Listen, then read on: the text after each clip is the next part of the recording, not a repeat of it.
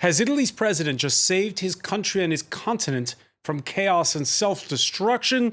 Or has Sergio Mattarella stoked an anti-establishment backlash by rejecting the will of the people?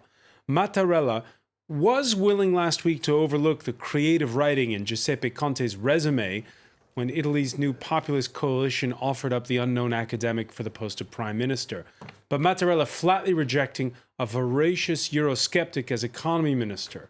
Was the president right to refuse 83-year-old Paolo Savona, an economist who argued against the creation of the euro? We'll be asking our panel and sizing up the scenarios ahead. A technocratic government? Snap elections? Both? Many in Italy cast a blow-up-the-system vote when there's elections, the way they voted for Donald Trump in the US or Brexit in the UK. Under Italy's post-war constitution, drawn up with an eye to preventing another Mussolini from grabbing power, the president is preserving the system. But will it stop a crisis of legitimacy for that system? A system many would call the European Union. Today in the France 24 debate, we're talking about an Italy in crisis. With us from Rome, Five-Star Movement Member of Parliament, Manlio Di Stefano. Thank you for joining us. Here in the studio, we're with Italian... Thank you for inviting me. Good evening. We're with Italian attorney Carlo Alberto Brusa. How are you, sir? Hi, how are you? We welcome back Famke Krummüller of political and business consultants Open Cities. Hi. Nice to see you. And our correspondent in Rome, Josephine McKenna, is with us as well. The France 24 debate on Facebook and on Twitter, hashtag F24debate. Let's start with the latest. Out with the political cabinet that would have featured in it the heads of the Five-Star Movement and the far-right League. In with a 64-year-old former director of fiscal affairs at the International Monetary Fund. Simon Harding has more. He's known as Mr. Scissors for his pro-austerity measures. The president has asked the former IMF Director of Fiscal Affairs, Carlo Cottarelli, to form a government. A technocratic administration that would buy time, but also likely create the need for new elections. For since March 4th, Italy's political parties have been at an impasse to form a government, one that's likely to continue under Cottarelli, for he won't receive the backing of the League or Five-Star Movement. The latest shake-up comes after President Sergio Mattarella used his constitutional right to veto the incoming Prime Minister, Giuseppe Conte's pick for economic minister, because he's a die-hard Eurosceptic. For the president, allowing Paolo Savona, who once called the euro German cage, is against Italy's interests. For the populist Five-Star Movement and the League, the veto was undemocratic and driven by financial institutions. Let's say it. In this country, let's say it clearly. It is pointless going to vote because the ratings agencies choose the government. Financial and banking lobbies decide the government. Di Maio has called for the president's impeachment, and the head of the League threatened mass protests. If another election is called, it's likely to happen in the fall, and polls currently show that the populist anti-establishment parties could gain control. Happen in the fall, or perhaps even earlier, Josephine McKenna.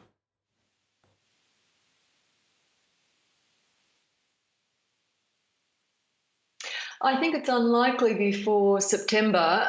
It seems from what Carlo Cottarelli said today, he will be presenting a program to the Parliament and trying to stay on course until the end of August, even if his government program is rejected in a vote of confidence. One of the main issues is logistics here. The government has to give notice, several weeks' notice of an election, and we're going into the summer months, and that becomes much more complicated when people are on vacation. So I think it's probably unlikely we will see an election before September or October. But it's certainly very unlikely we're going to see Carlo Cottarelli carry this new cabinet through till early next year. Very, very unlikely. And before we look ahead to what that election will look like, certainly very different from the one we had in March, let's listen to the man under fire this Monday, Italy's president, dismissing calls like the one you just heard for his impeachment, and reminding all that his job is to preserve the nation's institutions. La designazione del ministro dell'economia The nomination of the economy minister represents an immediate message of trust or cause for alarm for economic and financial actors. I ask for this ministry an important political representative of the majority who can't be seen as a supporter of an often repeated credo who would provoke a likely or certain exit of Italy from the euro. Manlio Di Stefano, do you buy that argument that you would have had immediate problems on the financial markets if they had gone ahead with the nomination of that economy minister, Mr. Savona?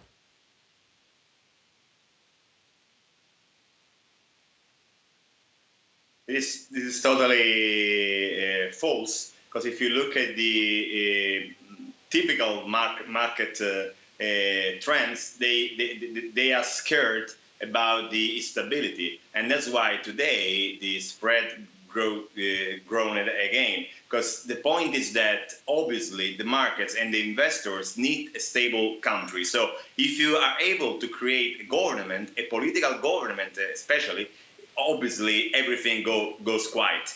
The problem is when, like yesterday, everything collapsed, and therefore the markets are following the same pattern.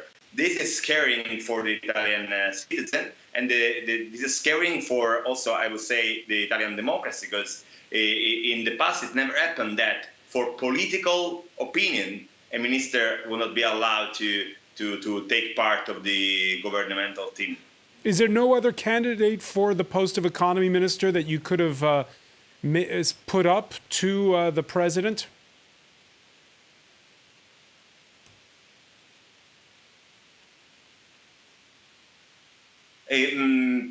Savona is a very respectable professor. He just in the past criticized the Eurozone, saying that we should have stay in the Eurozone to fix it and to have the benefit that we will have from a fair Eurozone. So I think that there were no need to change this name. But I will say that we suggested to President Mattarella other names in this last 20 days. But the point was, it was a political one, because what we were asked for was a name that was exactly in the same line of the predecessors, so of the other economy ministers, totally in line with the conservation of this kind of Eurozone.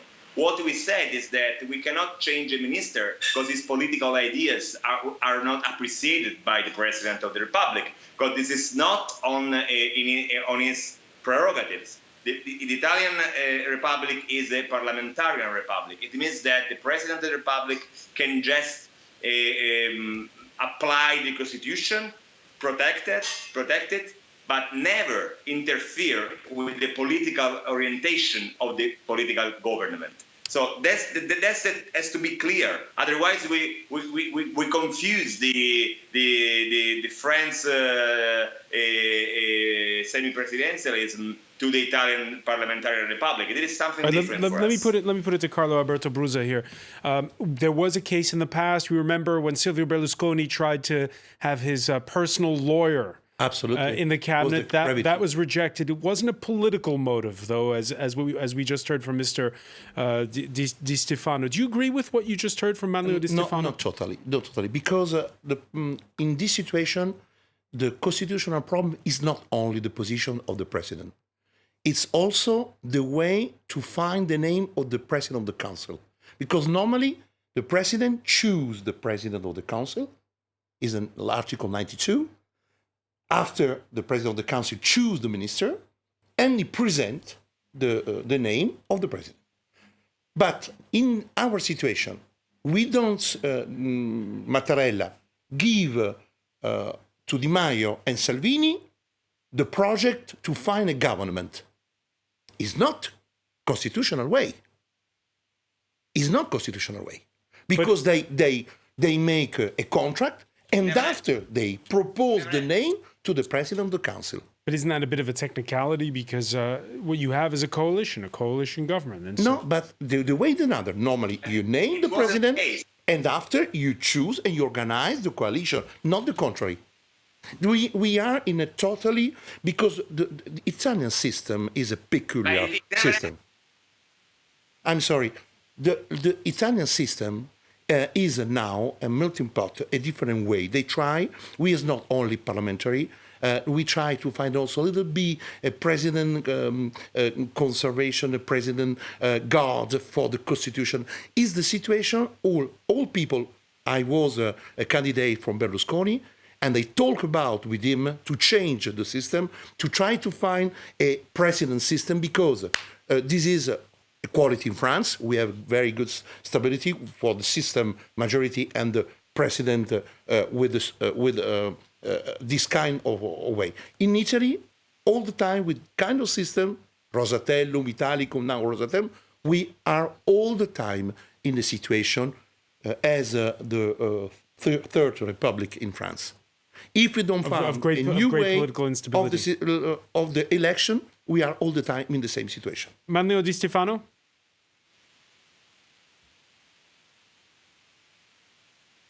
Well, what I've listened never happened. I mean, President Mattarella had chosen President Conte.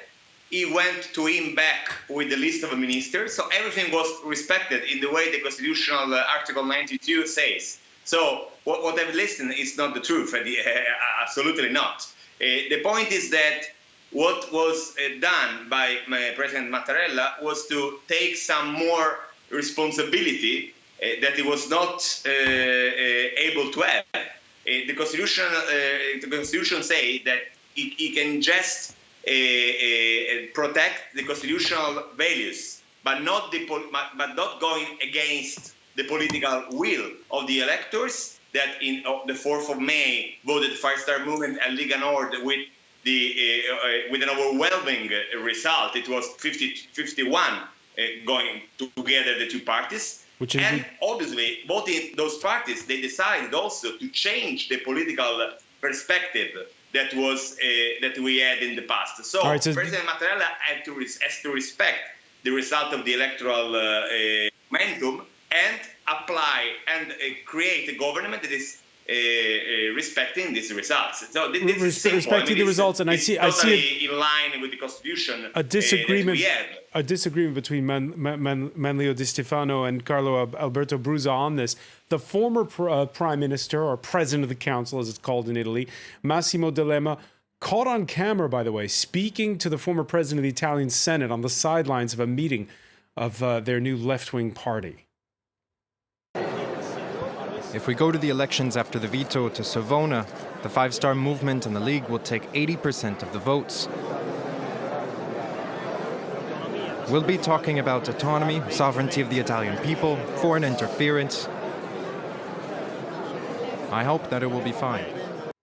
Famke Krummüller, is that the truth out of the mouth of Massimo D'Alema there? I mean, I would definitely argue that at this stage, let's say the Italian problem has just been delayed. It's unclear to me how the next election would see a significantly different outcome to today, and if at all, it would further stimulate vote for populist parties, because now you can argue that the result of the first election wasn't respected.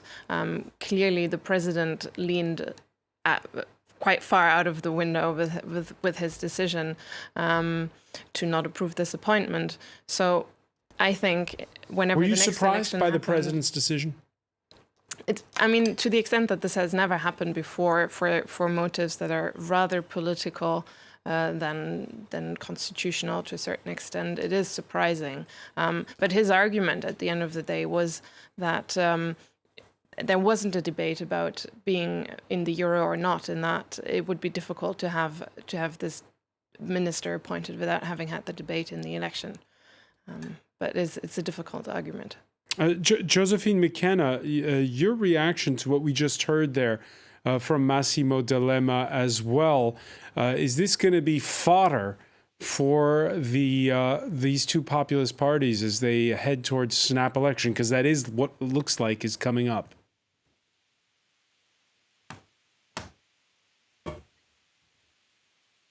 I think there is a real risk of that, Francois, because these parties have not been tried in any shape or form in terms of their policies. There hasn't been any time for the public to assess whether they're good, bad, or otherwise.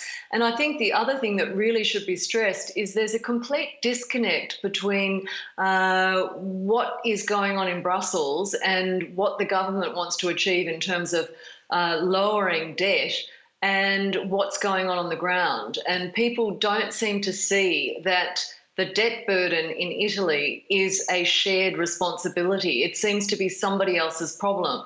And so that seems quite an opportunity for Five Star and the League to manipulate that, to say, why don't we change the rules in order to lower taxes so we'll all be better off? And that is precisely what Matteo Salvini was tweeting just a short time ago. Matteo Salvini, and we'll hear from him shortly. Carlo Alberto Brusa, by going to these snap elections, is the president, in fact, playing into the hands of the Five Star Movement and the Liga? The situation is really complicated now for the Salvini and Di Maio, because they lose a chance to have a government, and they choose a Savona, and they know the position of the president was totally in opposition. So you're saying they did it on purpose to try to trigger this snap election? Absolutely. Your reaction to that, Manlio Di Stefano, was this something intentional? After all, this alliance that's we've seen is not the one on which your party ran. Your junior partner there, the League, they were with Silvio Berlusconi during the campaign.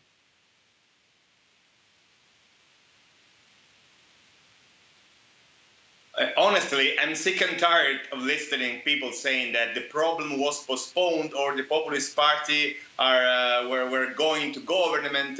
Why are you scared about the electoral result? I don't understand. What's the problem? What's the problem of Five Star Movement or Lega Nord government?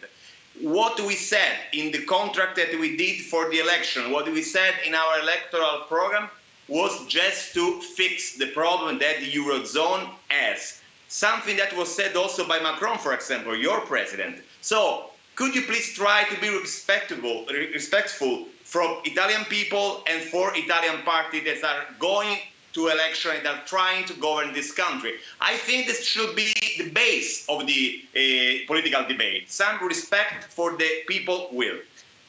Said that, I think that this argument of the us trying to make collapse everything with Mattarella is a fake news. I mean, why shall we lose 80 days creating a government, creating a contract, just to go and make everything collapse? It makes no sense. Makes no sense. Manlio Di Stefano, I'm going to have to cut you off very briefly.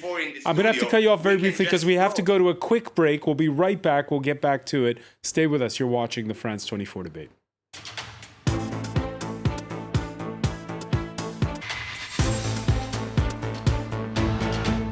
Welcome back, or welcome if you're just joining us. It's the France 24 debate, and we're looking at what happens next, where an unprecedented coalition in Italy has been stopped in its tracks, and instead, a technocratic prime minister has been named with the prospect of snap elections looming. With us to talk about it from Rome, Five Star Movement Member of Parliament Manlio Di Stefano. We welcome back as well Italian attorney Carlo Alberto Brusa, Fanca Krummeler of political and business consultants Open Cities, and France 24 Rome correspondent Josephine McKenna. Crises, nothing new to Italy.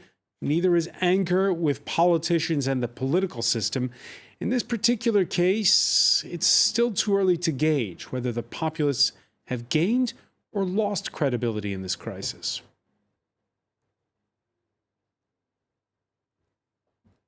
And on that score, we heard one man who was speaking and saying it would be a very different election next time around. Silvio Berlusconi, of course, will be allowed to run. Last time he wasn't. He won't be in coalition with the League, it seems, but he may have lost his coalition partner from the Lega, who are certainly pondering a coalition ticket with the Five Star Movement, or so it sounds when you listen to their leader. Next election will be a plebiscite, a referendum between the old and the new, between people's rights and strong powers, masters of spread, masters of banks, masters of markets. Manlio Di Stefano, would you agree to a coalition with the League during the campaign?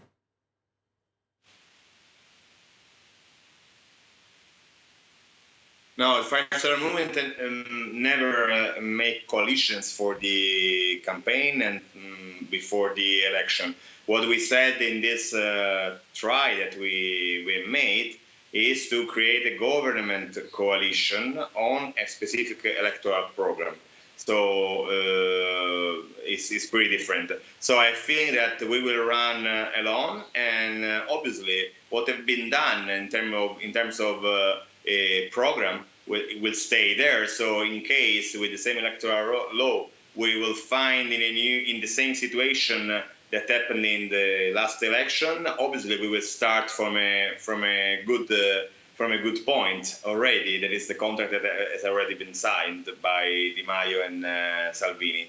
So I would exclude that we will run together. So you won't run together, Manlio Di Stefano. The good that has been done will stay there. Are you happy to go to with the prospect of early elections? Reports suggest that the Five Star Movement didn't want this triggering of a snap election.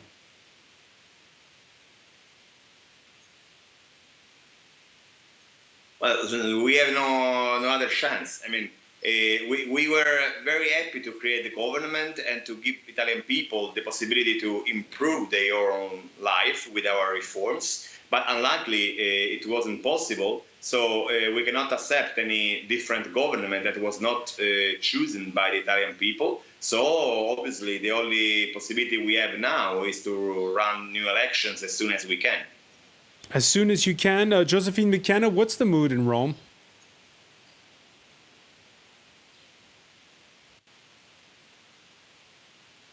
Well, I think people are very divided about whether this is a good idea or not. They're certainly exhausted. They feel that after this election, that bitterly fought election campaign in March and 80 days, more than 80 days of this stalemate, people are really sick and tired of it, and they want to see action. They want to see change. And of course, so far we're not seeing that, and we're going to be in a holding pattern for some time now.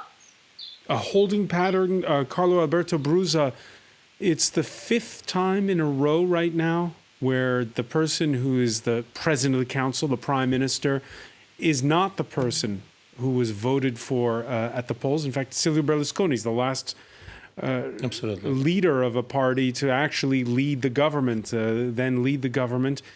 At this Again, there's the wonder of whether or not there's been a mistake here. I think there's the consequence of the system, election system. I repeat all the time. If Italy doesn't change the system election, we leave all the time the same situation. Today, Mr. Di Stefano said Mr. Mattarella doesn't not respect the popular choice. It's completely false, because before the election, Di Maio and Salvini was in totally opposition. I mean, totally. It was impossible for them to think they make a contract.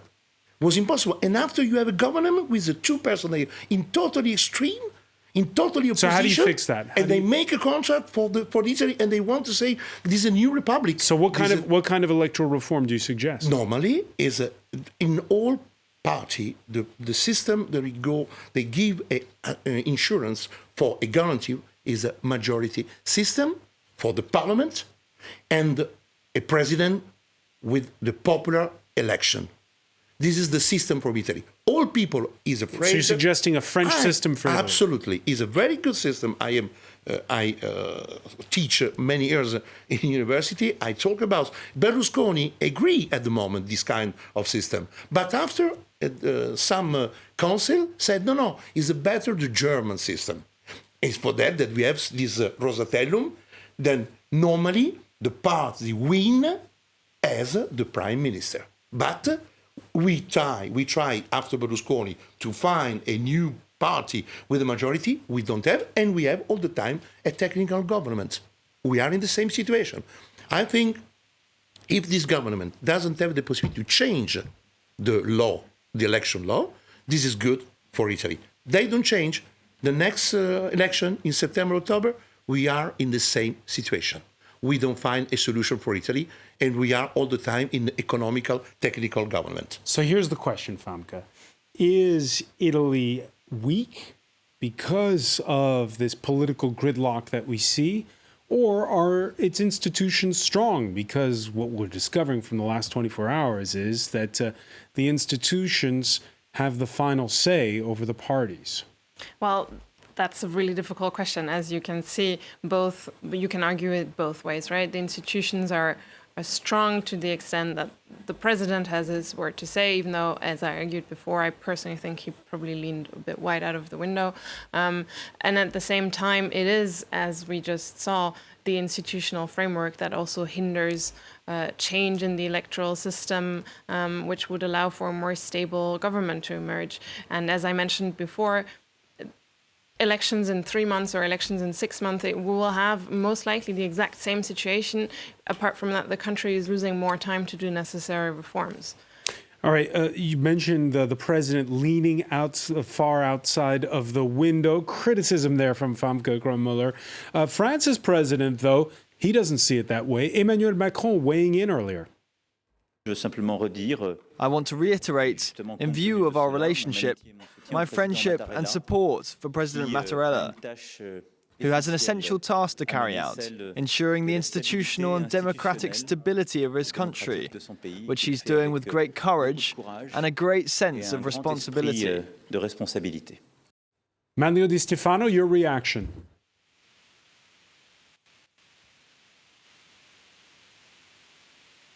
I think that President Macron, with all due respect, doesn't know that Italy is a parliamentary republic. So how can you say that President Mattarella was responsible when he acted outside his prerogative given by the Constitution? I mean, this makes no sense. So I would say, reacting to what was said before, that the problem of having technical governments is not just the electoral law, because in this case, the majority in the parliament was found.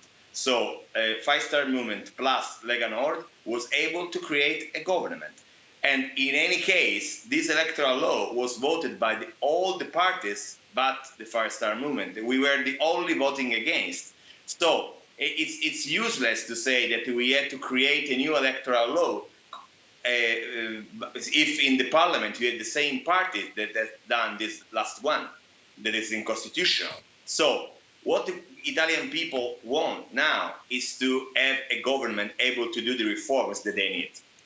The numbers are there in parliament. There is a majority. As we said today, we will act in the committees to create our to apply our reforms, starting from parliament, because we have the number to do it, even if the government is the Cottarelli one. And at the end of the day, you will see how the majority in the parliament is stable, is created, and it will work. Josephine Nichena, your reaction to what you've just heard there from Manlio Di Stefano, who's saying he won't consider it a caretaker legislature and that the Five-Star Movement will be working to push through legislation.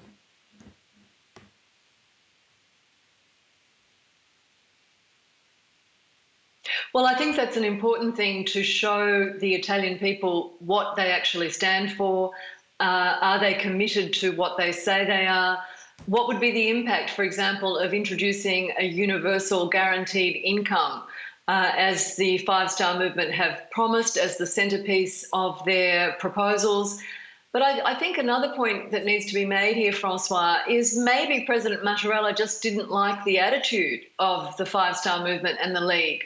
Were they too feisty? They were certainly pretty aggressive in their language, in the way they took the president on, and nobody's really talking about that. Was it really the old guard versus the new guard? And he really just didn't like what he was dealing with. Didn't like what he was dealing with, but when you hear France's President Emmanuel Macron, as we just did, praise Mattarella's great sense of responsibility, how will Italian voters take that?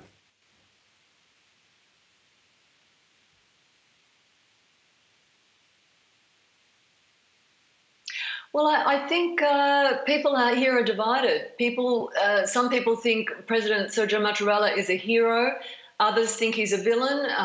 People have been tweeting there's been a coup d'etat, and there have been death threats against President Mattarella today that the police are investigating on social media. So the passion and the anger is running high, and Luigi Di Maio and other politicians are calling for protests on the street this Saturday. So that will be a real indication of how people really feel and whether they do want to push ahead with the sorts of changes that Five Star and the League have been proposing. By the way, it's also the leader of France's far right, Marine Le Pen, who sits with Mr. Salvini in the European Parliament. Her party sits with Mr. Salvini. She too has called what the events of the past 24 hours a coup d'etat. Again, is this going to make this a fight between Brussels and the Italian people? This situation is very complicated because Italy lose the political good way. We are all the time the coup d'etat permanent. It's not only now.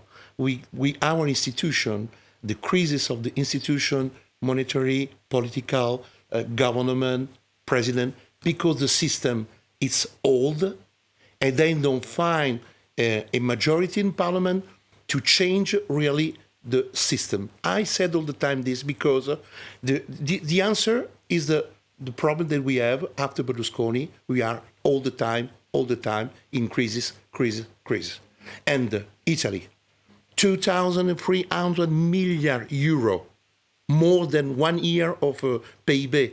Of GDP. Absolutely. Yeah. 8 million poor people. 48% of people win 21,000 for a year, for 21,000 euro every year. It's a very difficult situation. Italy spends every year 400 million to pay the interest of that. But isn't that a recipe for disaster for the president to be naming a man whose nickname is Scissors because of his budget cutting to be the caretaker prime minister? I think that yes, the positive answer. I'm not economist, I will be jurist, but I think at the moment these are the only answer possible for Europe to give the guarantee and to because all people is totally scared, was scared for this kind of government was very dangerous for Europe. You mentioned Silvio Berlusconi. He had been barred from running the last time around. Now he can. Could he make a comeback still? All is possible in Italy. Italy is a commedia dell'arte, and I think Berlusconi stand up in the morning and think one thing to become another time president of the council. This is. I know. I spent a little bit of time in the past. Now he's very old. I want to say it's very complicated to speak 10 minutes normally with Berlusconi. But old people in Italy, many people, 50 now possible 20% of Italy, have a really love for Berlusconi because of this personality. And all people say that when Berlusconi was the president of the council was the moment, okay, some critical people from Europe, etc. But Italy was at the moment very peculiar. And it's for that they try to found a new cavaliere. One person, they give a new light. Is the big problem because the personality, Salvini, Di Maio, They are not a very special person because the level or quality of study is very cheap. They don't have any experience for personal job, professional. They are not a people, they give a message for the new Italy. If necessary, then Italy found also one person as Macron, this personality, they give a new way. Two situation, election, and one person, they represent... Are you saying 31-year-old Luigi Di Maio is not the new way? No, it's not the way, because this is a product of the media. If you know the program of the 5-star, when they born about 5 ideas. Was the water for all people, public water. You remember the second, the Wi-Fi for all people, was not a political philosophy or project for Italy. Manlio Di Stefano, are you scared of the return of Silvio Berlusconi?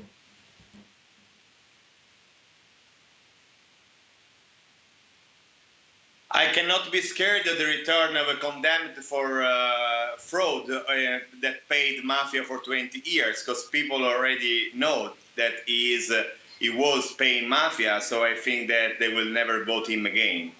I cannot be scared of a guy like this. I prefer to look at future and to see how we can change this country with the good people and honest people and educated people like we have in our political party. And when I listen to people that have defended Silvio Berlusconi for a lot of time, saying that we are not an educated party and Di Maio is not an educated guy, I will say to everyone that the 5-Star Movement is the party in the history of the Italian Republic with the highest number of people, graduated people, more than 83%.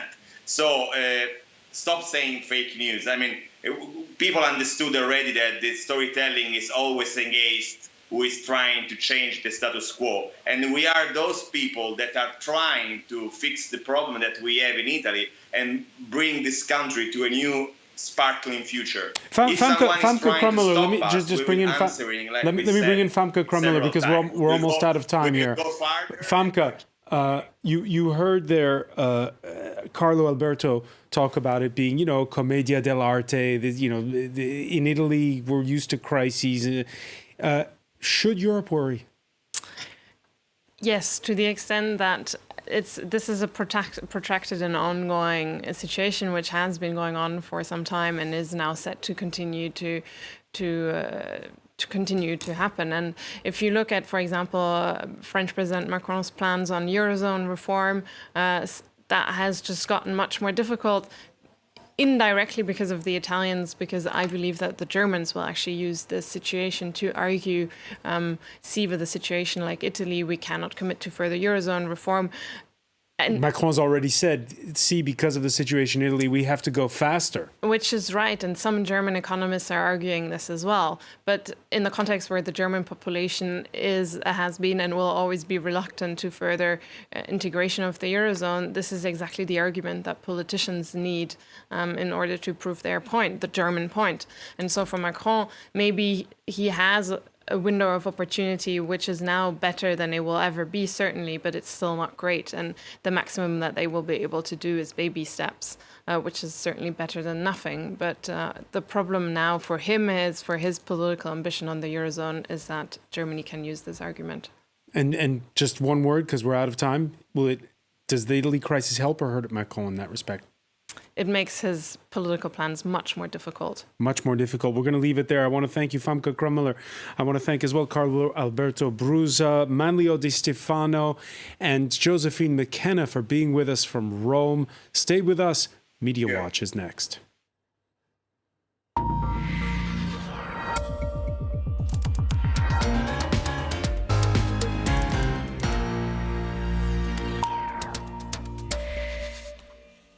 And we say hello to Emma James. Hi there. I heard Italians today employ the term minestrone, like the soup.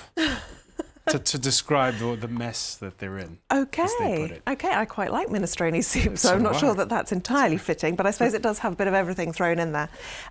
Everyone is very much taking to social media, making their voices heard, because they feel really their electoral voice has been rather stolen away from them. This is a hashtag that's gaining prominence on Twitter in particular.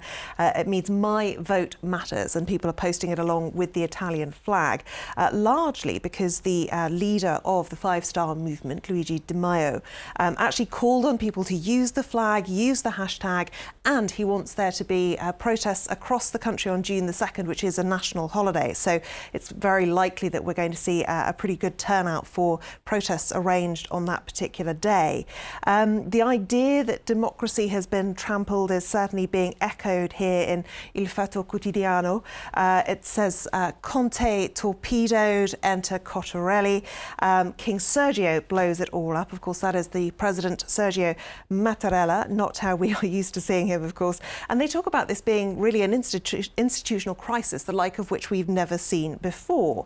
Now, the theme continues on their website as well with this article. The image there has a gentleman holding a sign saying, sovereignty belongs to the people.